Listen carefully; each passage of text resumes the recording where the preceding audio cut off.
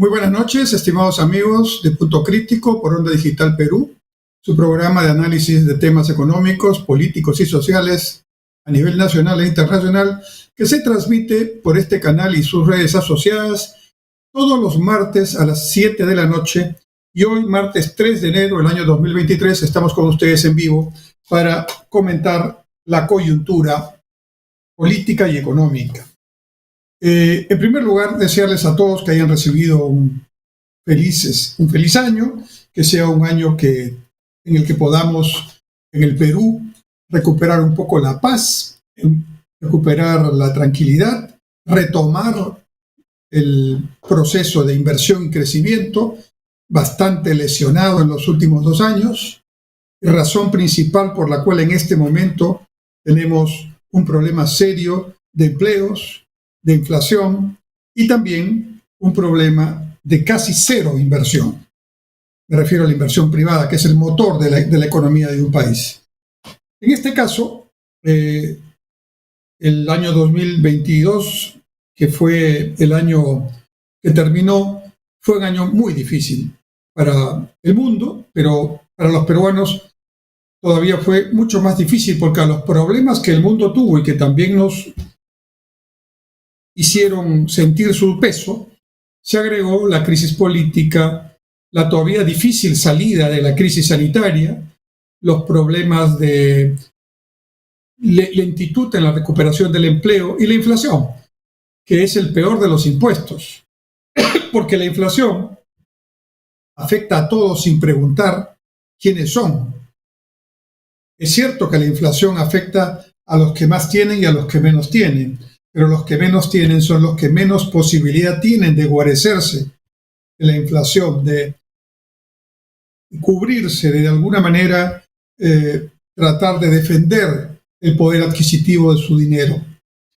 Entonces la inflación, como digo, es el peor enemigo de las familias peruanas, y durante más de 20 años la inflación en el Perú no superó el 3%. Hemos sido uno de los países con crecimiento económico y más baja inflación en América y en el mundo. Pero no obstante eso, en el Perú tenemos una narrativa que plantean algunos con una posición claramente ideológica y radical, en el sentido de que todo esto ha sido un fracaso y por eso ahora se intenta aprovechar una situación que es difícil, pero para llevar agua para su molino, no para beneficio de la población en pobreza, no para beneficio de la población que tiene bajos ingresos, porque la principal tarea que tendríamos que hacer para que el pobre no sea tan pobre en este momento y en el cortísimo plazo, hay varias tareas que hacer, pero en el cortísimo plazo es dejar de seguir ahuyentando a la inversión privada, por ejemplo, tomando carreteras, por ejemplo, ingresando a plantas privadas, industriales, porque los únicos perjudicados aquí no es el gobierno, no son los periodistas, no son los líderes políticos, son la población. ¿Quién se perjudica? Porque algunas personas radicales y violentistas tomen un local de la planta de leche Gloria, como se hizo en semanas pasadas. Los agricultores de Arequipa, pequeños agricultores de Arequipa, pequeños ganaderos de Arequipa, que no pueden vender su leche a la planta de leche Gloria, ¿no? ¿Quiénes se perjudican cuando se toma una carretera y se impide el paso a los que legítimamente quieren ir de un lado a otro? Pues se perjudica a la población, ¿no? ¿Quién se perjudica cuando en Cusco se intenta tomar el aeropuerto? Al turismo. Las demandas de turismo para Cusco que se habían hecho para este primer trimestre del año 2023, se cayeron casi todas. ¿Quién va a venir a un viaje de descanso, de vacaciones, a estar en medio de una trifulca, de una situación de conmoción social? Entonces, estos pretendidos líderes de la violencia y del radicalismo, lo único que hacen con sus actos es provocar más el caos, provocar más el desorden, y con eso no solamente no benefician a los pobres, a quienes dicen beneficiar o para quienes dicen trabajar, sino que los perjudican más, los hacen más pobres. Esto es una verdad aquí, en China o en cualquier país del mundo. Entonces, hoy día, hecho esta introducción, quiero empezar comentando una noticia que no es buena. El día de hoy, a las 8:23, el día de hoy, 03 de enero del 2023, ¿no?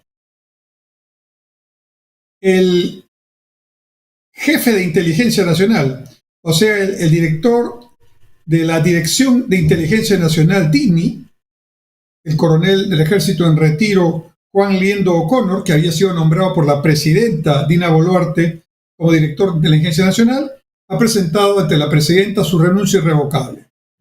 Y quiero leer porque es muy cortito, dice: me dirijo a usted, dirigiéndose a la presidenta, para expresarle mi cordial saludo y hacerle de su conocimiento la decisión de mi renuncia irrevocable al cargo de director de Inteligencia Nacional de la Dirección Nacional de Inteligencia DINI. Y aquí viene lo importante: en razón a serias complicaciones para cumplir con las funciones asignadas de acuerdo a la ley. Juan Liendo O'Connor, director de Inteligencia, y está el sello del despacho presidencial. Esto es una muy mala noticia. Sobre todo es una noticia mala en vísperas de anunciados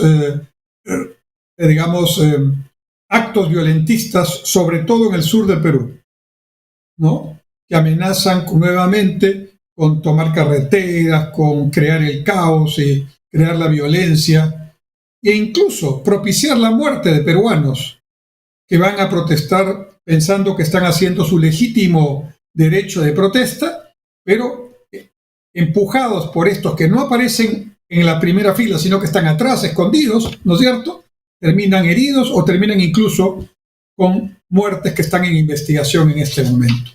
Estamos en estado de emergencia. El Estado de Derecho se tiene que defender, la democracia se tiene que defender, la libertad se tiene que defender. ¿Y se defiende cómo? Con la Constitución. Es inaceptable que un ciudadano extranjero, el señor Evo Morales, expresidente de Bolivia, venga al territorio peruano y abiertamente empiece a provocar esa violencia e incluso una acción separatista de una supuesta República del Sur conformada por los departamentos del sur del Perú. ¿Qué locura es esta? ¿Dónde se ha visto que en algún país serio del mundo permitan que semejante personaje pueda entrar al Perú, que no es su país, y encima hacer actos de sedición? Porque eso es un acto de sedición. Entiendo que el señor ya se fue, pero ya sembró, ya dejó el discurso, ya dejó seguramente más que el discurso, probablemente apoyo económico, probablemente vaya usted a saber qué más cosas, que justamente el sistema de inteligencia nacional tiene que ser el que defienda al Estado peruano. Y precisamente el jefe de inteligencia acaba de renunciar porque en la mañana la presidenta de la República, en una declaración poco feliz, dijo que estaba evaluando la conveniencia de que se quedase el jefe de inteligencia. Eso, señora presidenta, revela un acto que no sé las razones, usted las tendrá que explicar, porque este no es un tema sencillo. Estoy seguro que la Comisión de Inteligencia del Congreso va a llamar, no la va a llamar usted, llamará al presidente del Consejo de Ministros, al ministro de Defensa, al presidente del Consejo de Ministros, para que expliquen a la representación las razones por las cuales el coronel Liendo ha renunciado a su tarea en vísperas de una sonada sediciosa que está anunciada ya por todos lados. El Estado no puede mostrar debilidad. Y la debilidad no es disparar armas, no. La debilidad es justamente acciones como las que hoy han ocurrido con el director de Inteligencia Nacional. Es muy grave. Y yo estoy seguro que en los próximos días los peruanos tenemos derecho a saber qué es lo que ha pasado. Porque si la presidenta de la República muestra debilidad en este momento, es la peor señal que se puede mostrar. Recordemos solamente que hace unas semanas, cuando ella fue asignada constitucionalmente como presidenta por el autogolpe del señor Castillo, que hoy está en ese proceso investigatorio por ese delito de sedición que cometió abiertamente. No hay que discutir, el delito está cometido, se cometió en flagrancia, no es una suposición, ¿verdad? Y claramente esto revelaba una estrategia que ya venía de meses atrás, en la cual se estaba intentando propiciar no un autogolpe necesariamente, esa fue una acción desesperada del señor Castillo, ante la evidencia de las denuncias de corrupción que sus propias personas allegadas han hecho en las últimas semanas al Ministerio Público. De manera que no es casualidad lo que ha pasado. Pero recordemos que eso pasó hace apenas unas semanas y este es un gobierno de transición. Y este gobierno tiene dos tareas principalmente. La primera es garantizar la estabilidad de la República. La estabilidad de la República, la preservación de las instituciones, de la democracia, la preservación de las libertades, sí, pero sin el abuso que algunos quieren cometer en nombre de la democracia. Porque existe el derecho de manifestarse, todos lo tenemos, pero no existe el derecho de evitar que yo transcurra o transite libremente por una carretera si ese es mi deseo, o si quiero abrir mi puesto de trabajo en el mercado, si eso es lo que yo quiero hacer. Evitar que eso pase es un acto delictivo, delictivo.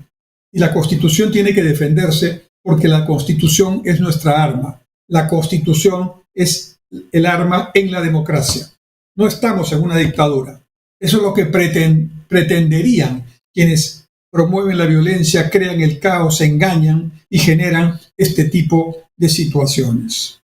Que el señor Evo Morales, un dictador, porque fue elegido en su país con votos, pero luego se hizo reelegir varias veces, y el actual presidente de Bolivia es nada menos que una persona que depende de él, ¿no? Fue su ministro de Economía, es una persona que claramente está bajo la órbita del señor Morales.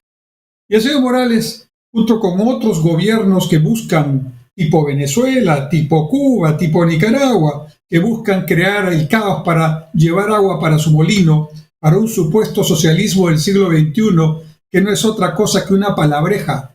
Socialismo del siglo XXI no tiene fundamento. El socialismo ya tuvo su momento en los países de Europa del Este, donde llegaron a tener en algún momento un poder con la entonces Unión Soviética, y ese socialismo que empezó con Marx a fines del siglo XIX en la parte filosófica y conceptual, y se complementó con Lenin, Stalin, Engels en la parte política, ese socialismo ha fracasado. Después de décadas de intentar suplir al mercado y tomar el control de los medios de producción y decidir por las personas, por sus ciudadanos, qué comer, qué no comer, qué vestirse, qué no vestirse. Después de décadas de hacer eso, los países llamados socialistas terminaron con el muro de Berlín tumbado por la propia población que no ya podía seguir en ese proceso de decadencia. La Unión Soviética, que era el país de mayor, digamos, liderazgo, se desintegró. Hoy existe Rusia, sí, pero Rusia no era la Unión Soviética, era Rusia más 17 países que se independizaron. Algunos de ellos, uno de ellos es Ucrania, ¿no?, que son parte de la Unión Europea o parte de la OTAN, o están buscando otros esquemas diferentes a la toma social de los medios de producción. El socialismo fracasó, y no me van a decir que si fracasó en Europa, ha triunfado en América Latina, porque el socialismo en América Latina es Nicaragua, una dictadura, donde si quieres expresarte, como aquí en Perú se pueden expresar quien quiera, ¿no? En Nicaragua, si te expresas en contra del dictador, ¿no?, de Ortega, o vas preso, o terminas fuera de tu país, o terminas muerto. Esa es una dictadura. O la dictadura de Venezuela, que empezó con Chávez, y Chávez seguiría si no se hubiera muerto, y ahora sigue con Maduro. Y la mejor demostración que eso no sirve para nada, ese modelo bolivariano, pobre Bolívar, ¿no?, que no sirve para nada, es que hay 7 millones de venezolanos fuera de Venezuela, comiendo, trabajando para llevar algo de comida a sus familias en Venezuela, porque el salario mínimo vital en Venezuela al mes es $1. Escuchen bien, el salario mínimo en Venezuela es $1. ¿Qué socialismo es ese? ¿Qué beneficio para la población que no tiene ni para comer? ¿Qué es esto? Entonces, si Nicaragua no es el modelo, si Venezuela no es el modelo, si Cuba no es el modelo, un país extraordinario, pero con cubanos que están ahí también pasándolas muy mal.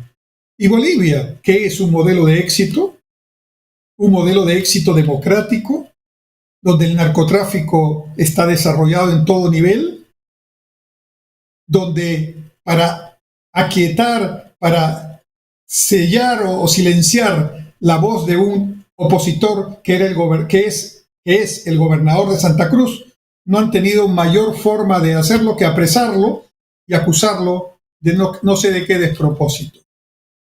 25 expresidentes latinoamericanos se han pronunciado en contra de esa detención arbitraria del gobernador de Santa Cruz. De manera, ¿de qué modelo estamos hablando? ¿De qué socialismo? Ahora, ¿cuál es la plataforma de estos violentistas? A ver, el señor Evo Morales y algunos peruanos que deberían ser ya detenidos porque están en contra de la Constitución. El artículo 43 de la Constitución dice exactamente en el título segundo del Estado y la Nación y el Territorio, capítulo primero, artículo 43. La República del Perú es democrática, social, independiente y soberana. Y dice, el Estado es uno e indivisible. Su gobierno es unitario, representativo y descentralizado, y se organiza según el principio de la separación de poderes. Quien plantee alguna posición de división, de separación, de independencia, entre comillas, ¿no?, delirante, no solamente está delirando, sino está flagrantemente violando la Constitución de la República.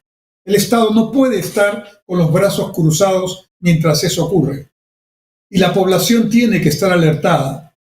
Tenemos problemas, algunos de más fácil solución y otros más complicados.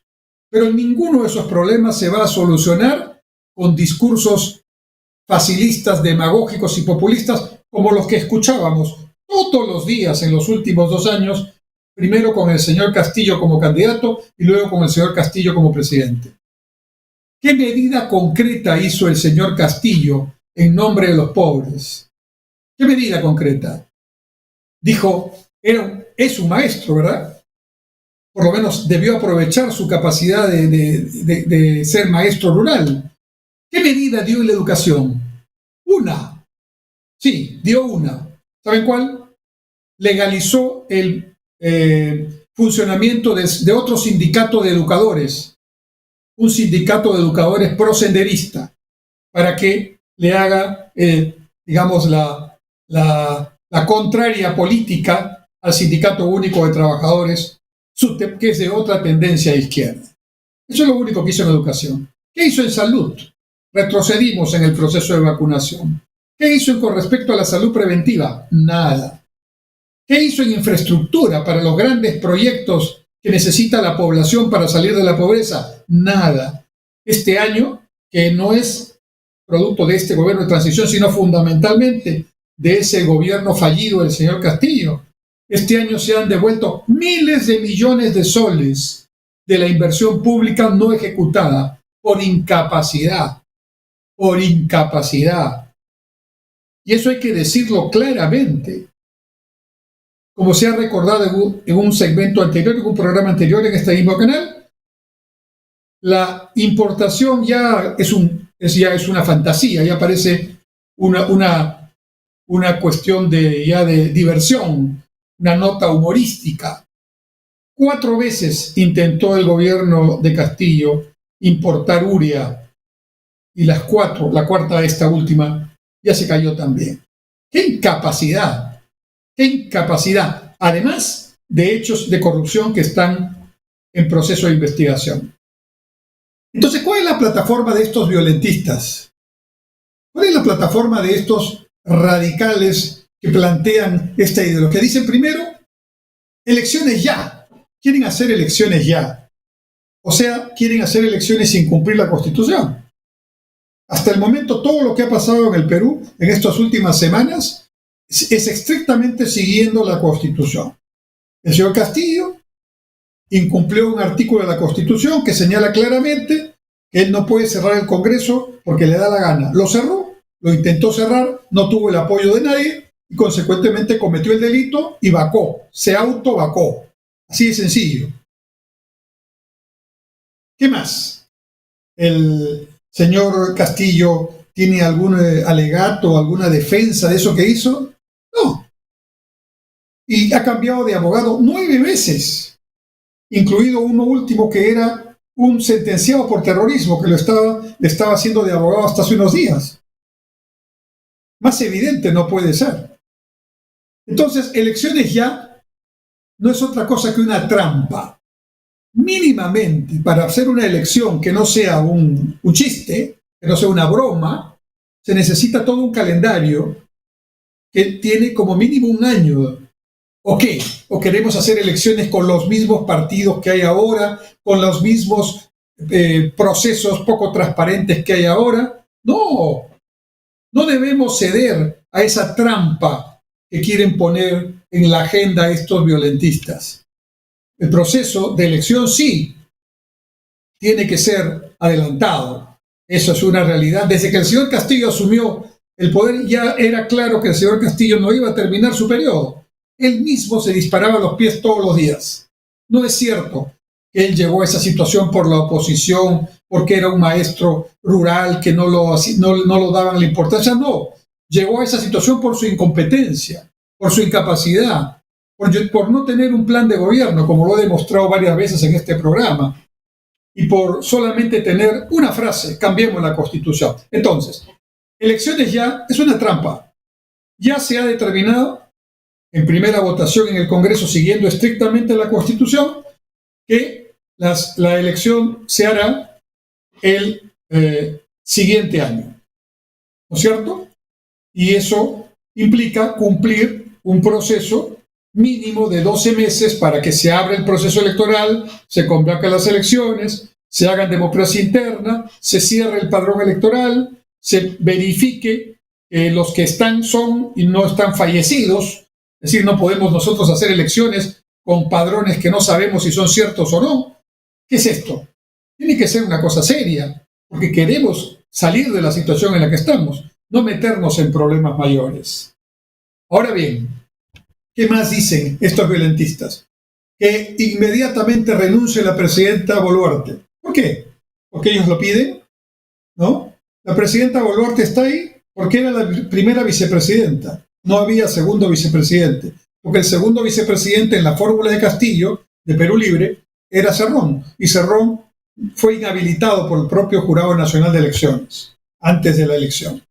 Entonces, en la sucesión le correspondía a la señora Boluarte. Es constitucional su presidencia, ¿no?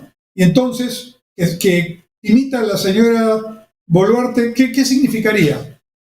¿Para qué? ¿Para crear más caos?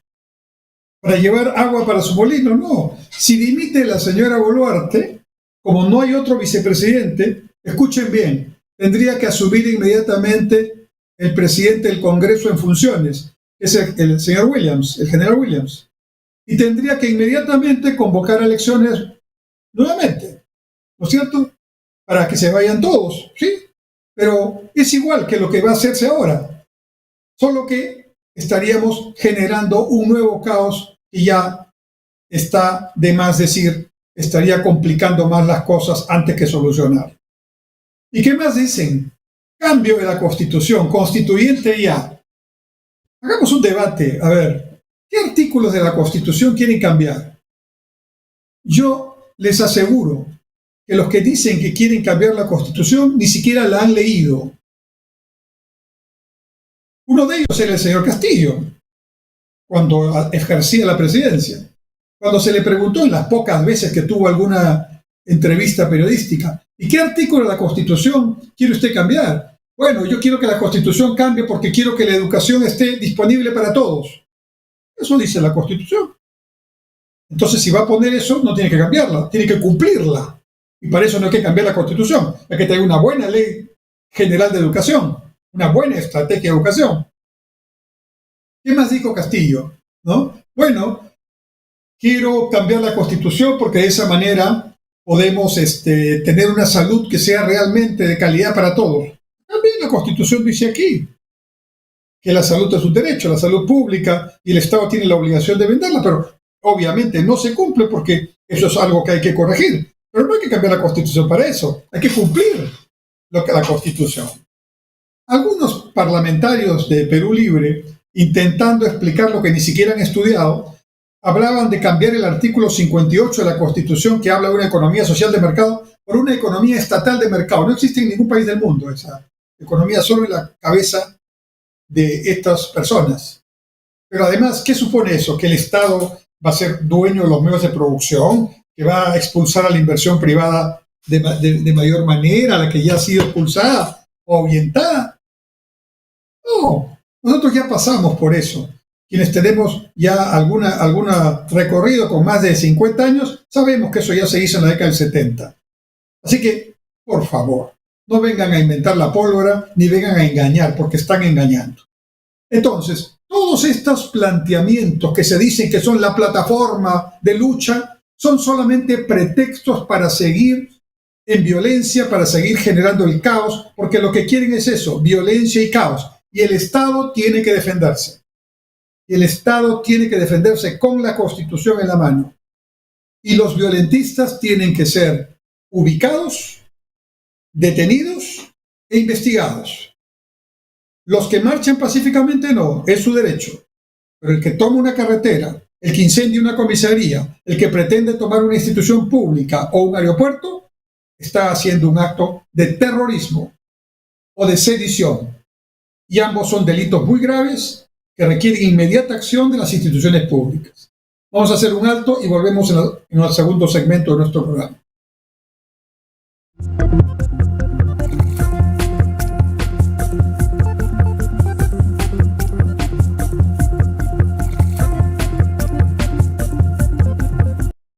Algunas veces es formal, otras es más casual, a veces es pícaro, pero siempre muy entretenido.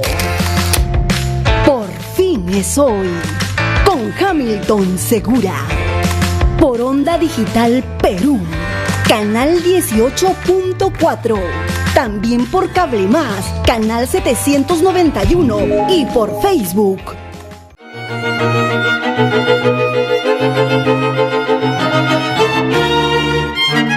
Hola, ¿cómo están? Les saluda la doctora Mónica Salas y todos los viernes a las 7 de la noche tenemos un encuentro juntos en su programa. Usted es el juez. No se olviden, a través de Onda Digital Perú.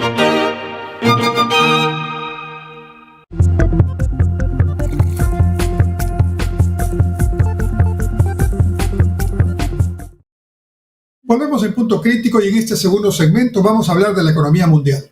Yo anteriormente ya les he estado explicando cómo es que vienen los vientos para el 2023. Y no son buenos vientos, estimados amigos, no son buenos vientos.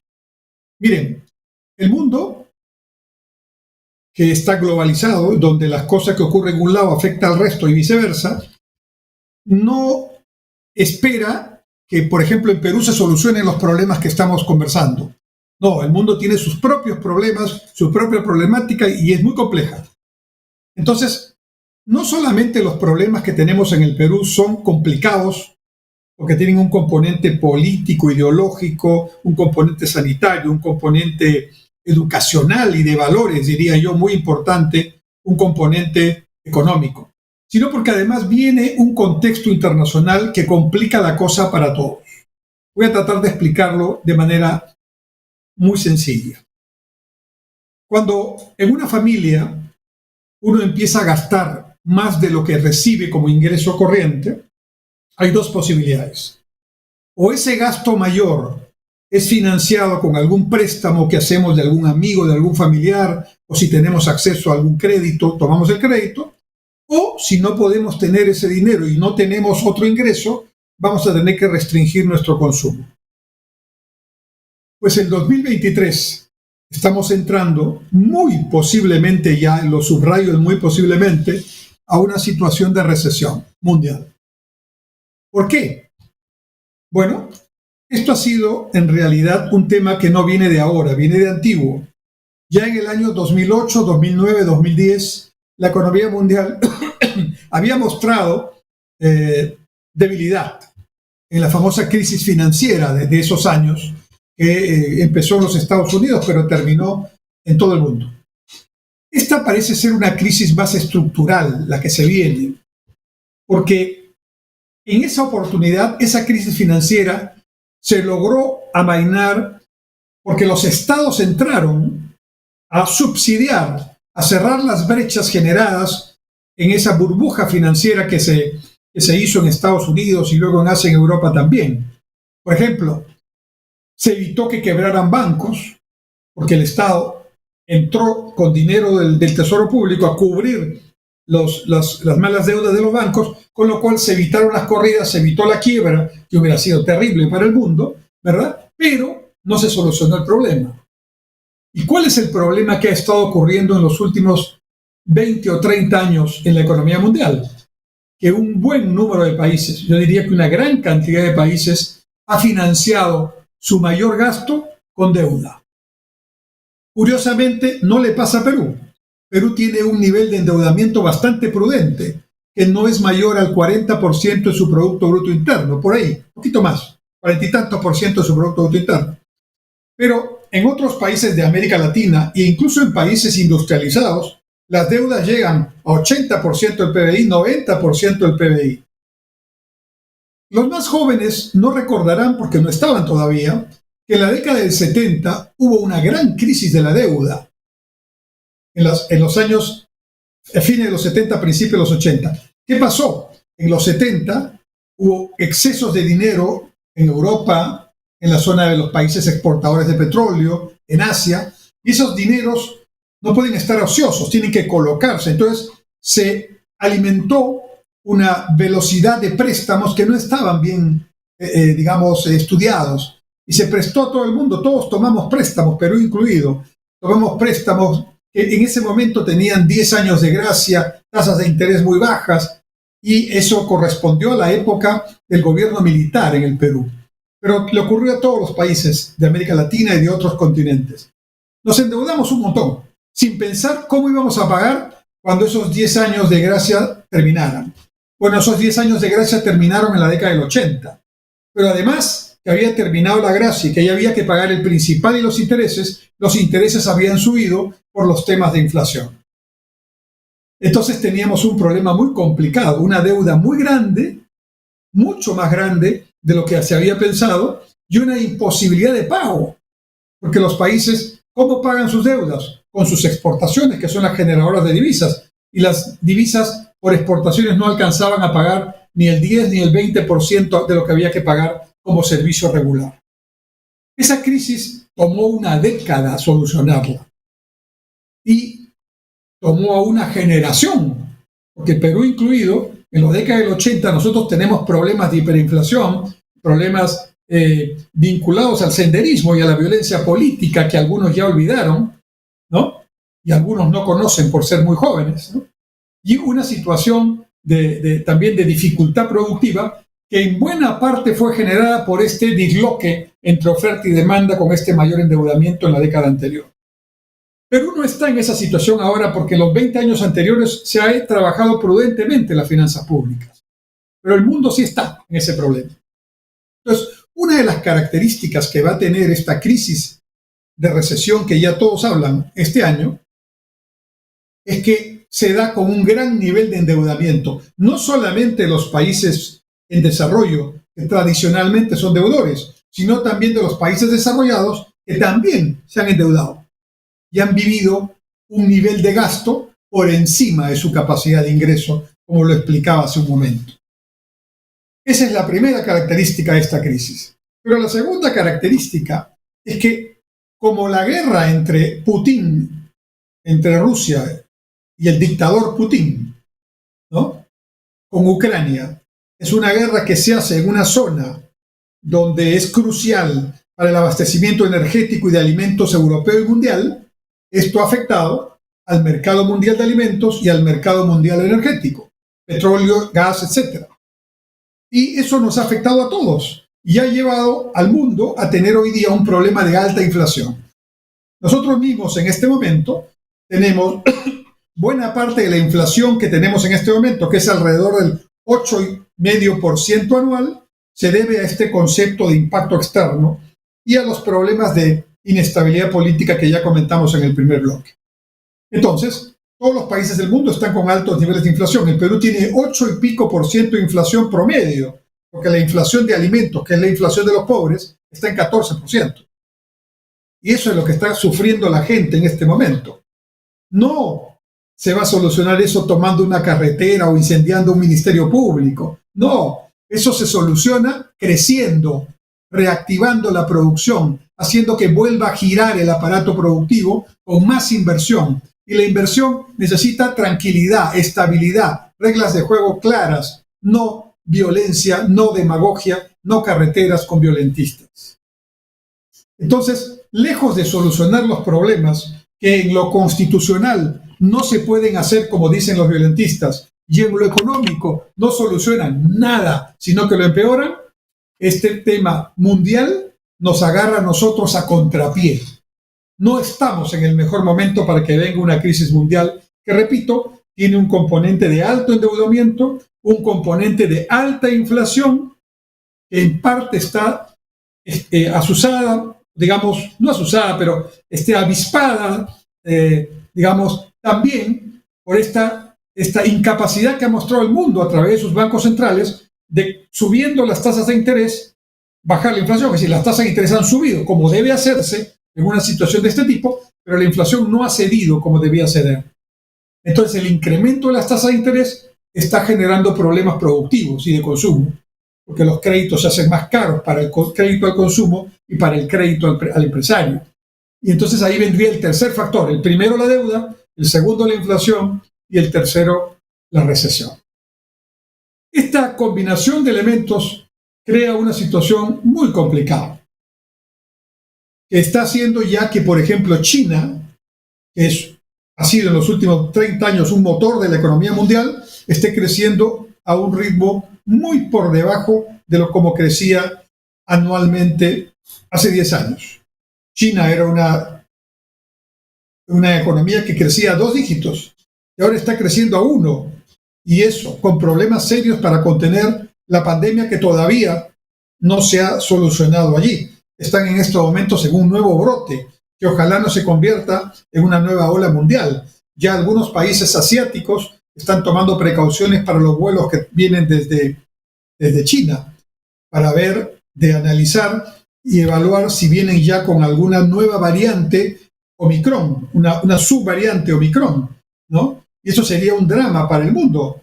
Incluso la vacuna bivalente que Perú empieza a importar y que tendremos seguramente en este mes de enero o febrero para vacunarnos o empezar a vacunarnos ya, que es la vacuna más importante que existe hasta este momento, que tiene, digamos, la capacidad no solo de prevenir el contagio del virus Delta y todas las variantes de las primeras olas, sino de la variante Omicron, que hasta ahora no tenía vacuna. Nosotros, los que estamos vacunados, no nos hemos vacunado contra la Omicron, ¿no es cierto?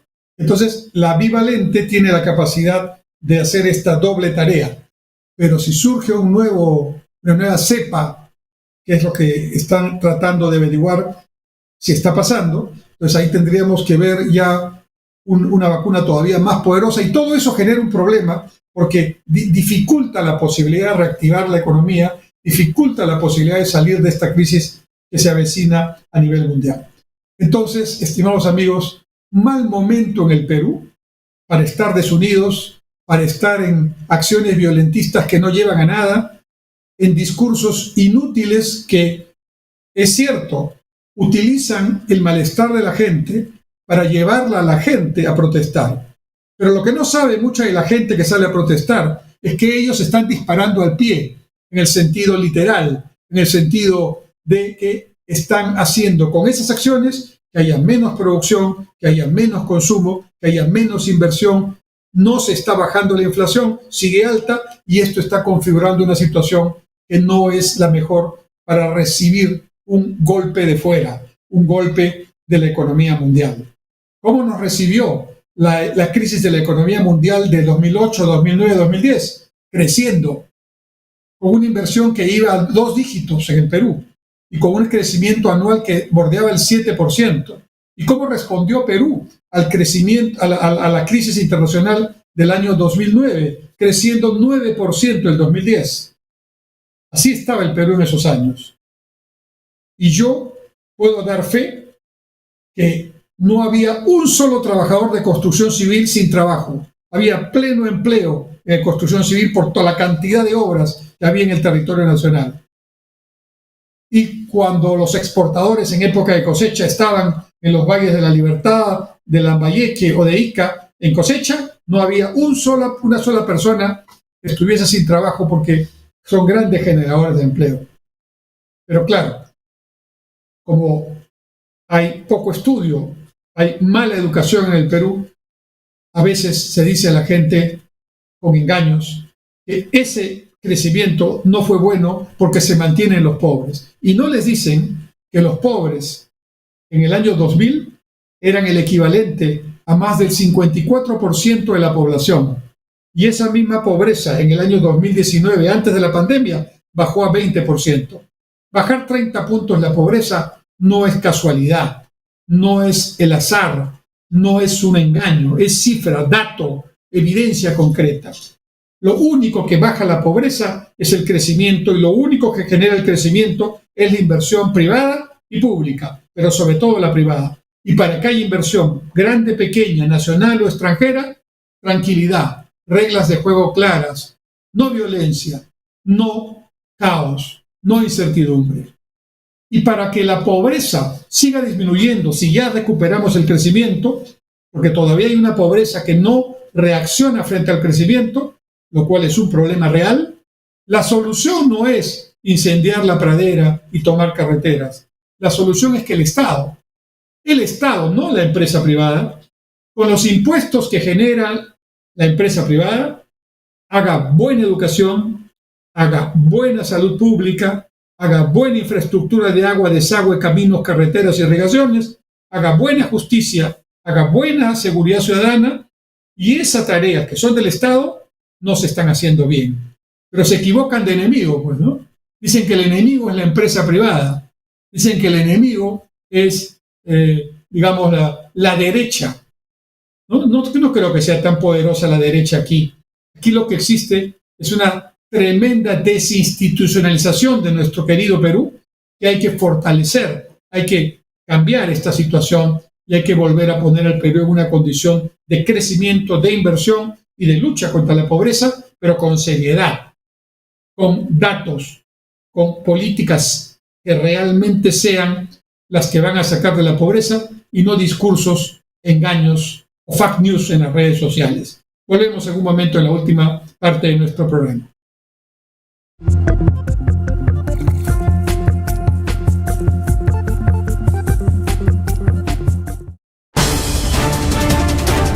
Todos los miércoles a las 9 de la noche los espero en Lapsus por Onda Digital Perú para que sepas la verdad, para que te enteres lo que realmente debes saber y para que no te dejes engañar por otros que siempre mienten o engañan a la población. Lapsus, Onda Digital Perú, miércoles 9 de la noche.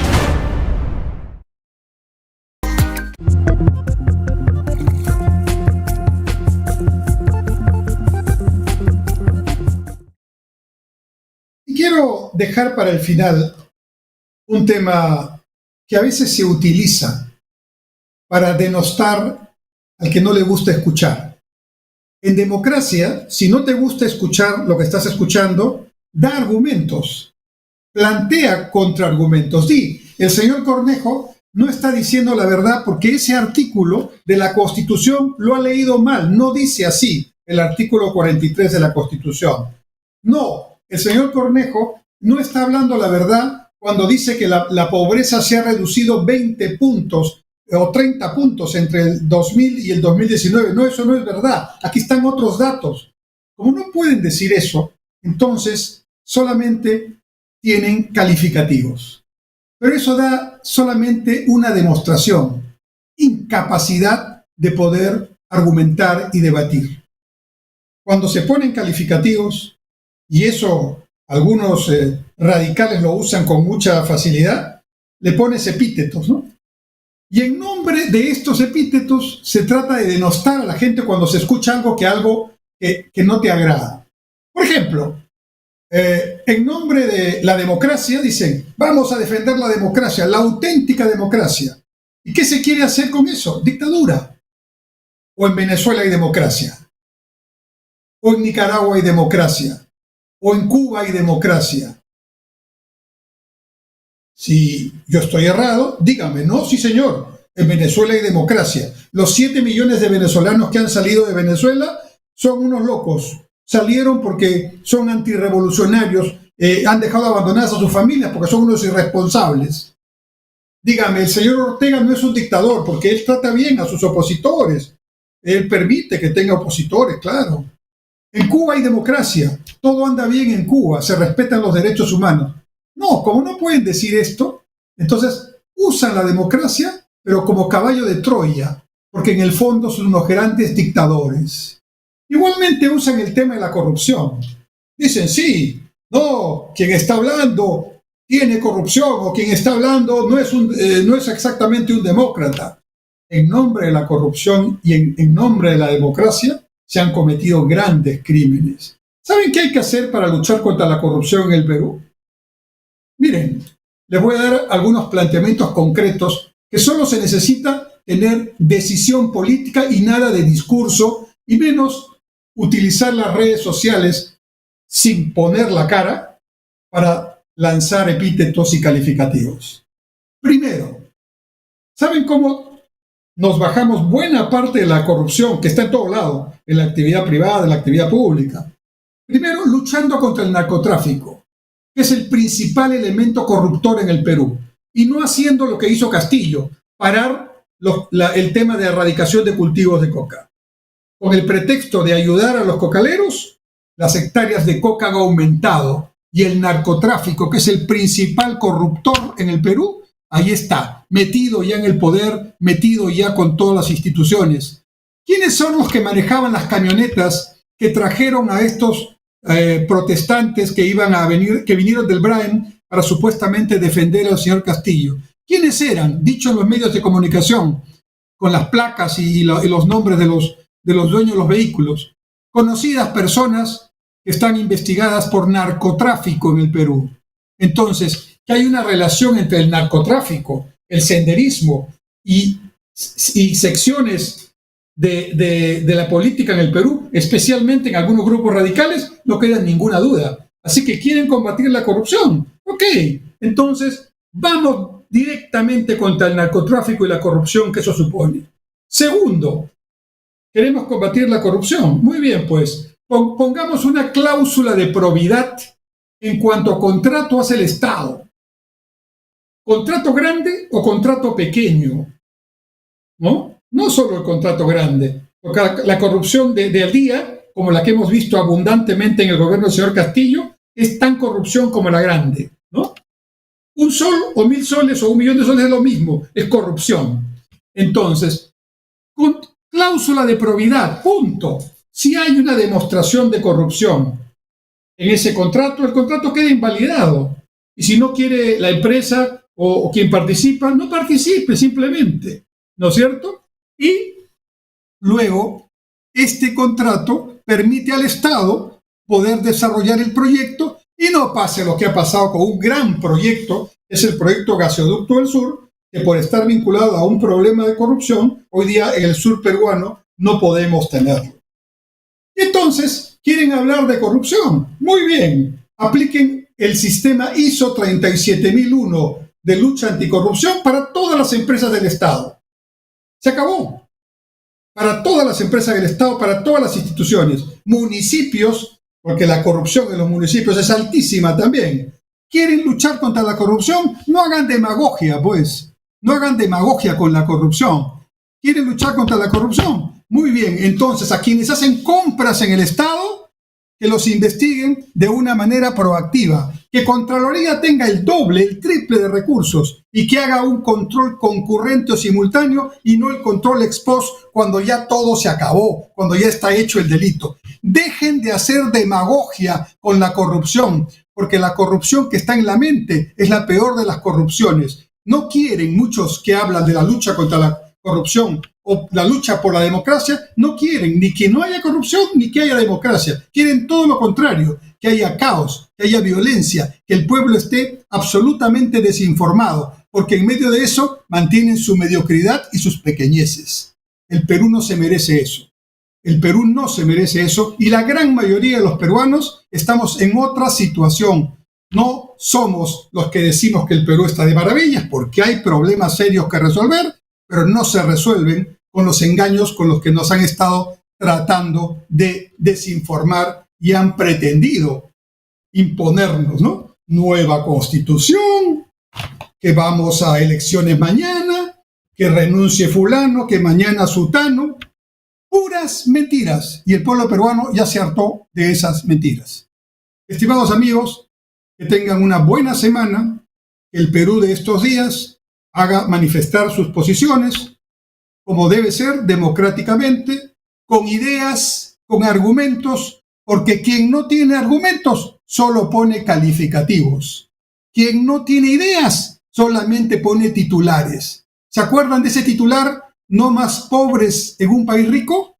Y en este momento, ¿cómo está el Perú después de 2 años de ese titular? Más pobre. ¿Se acuerdan de algún otro titular un poquito los más antiguos, no? Campesino, el patrón ya no comerá más de tu pobreza. ¿Y cómo están los campesinos hoy día, después de varias décadas de ese titular? Más pobres. Varios millones de campesinos son propietarios de 1 hectárea o de 2 hectáreas, con lo cual no pueden ni siquiera vivir para su consumo. Esa es la pobreza que hay que combatir. Esa es la mayor de las tareas que corresponde a un Estado que se dice decente y que realmente quiere hacer honor a su función de una política pública. No hagamos demagogia, no hagamos esa política cobarde de decir, pongo un epíteto ahí, pero yo, claro, no pongo la cara, porque si pongo la cara, ni siquiera tengo un argumento serio para decir lo que me están diciendo no es cierto. Aquí está la otra alternativa. Y si no, pues aquí en Punto Crítico invito a quien quiera debatir sobre los temas que conversamos aquí, con la Constitución en la mano, y a ver pues, que escuchen quienes tengan que escuchar y vean quién tiene argumentos, datos y evidencia y quién solamente tiene frases ideológicas sin mayor estudio y claramente está engañando al país. Ojalá que estos días sean de inicio de año con reflexión, ojalá que estos días sean también de que la mayoría del pueblo peruano encuentre un cauce para realmente salir de nuestros problemas de pobreza. Mientras tanto, queda claro el objetivo violentista, el objetivo senderista. Yo le llamo esto el senderismo del siglo XXI. Ya no es el senderismo que tumba torres eléctricas, que asesina policías y que mata campesinos. No, es el senderismo ideológico, que se infiltra en las instituciones, que entra a las universidades, que trata de ingresar a las instituciones públicas y con esos elementos pretenden de nuevo hacer lo mismo que querían hacer hace 40 años atrás, tomar el poder. ¿Para qué? Para quedarse en el poder. En eso consiste el objetivo, no para beneficiar a la gente. ¿Saben qué cambio constitucional realmente sí quisieran hacer? Lo harían mañana si podrían, ¿no? Querían cambiar ese artículo que dice que en la presidencia de la República no se puede obtener una reelección inmediata. Ese es el modelo de Chávez, pues. Ese es el modelo de Cuba, ese es el modelo de Nicaragua, ese es el modelo de Bolivia. Aquí en el Perú no los vamos a dejar. Eso no va a pasar. Y menos volver a una economía estatal que ya claramente demostró en el mundo y en el Perú que no funciona. Lo que no quiere decir que el Estado no deba modernizarse y cumplir su tarea principal de atender a los pobres con educación pública de calidad, salud pública de calidad, infraestructura de calidad, justicia y seguridad ciudadana. Y esas tareas no las está haciendo, pero para eso no hay que cambiar la Constitución. Hay que poner buenas políticas públicas y buenos funcionarios a hacer esa tarea. Muchas gracias. Dios mediante, estaremos la próxima semana aquí en Punto Crítico el martes a las 7 de la noche por Onda Digital Perú. Gracias.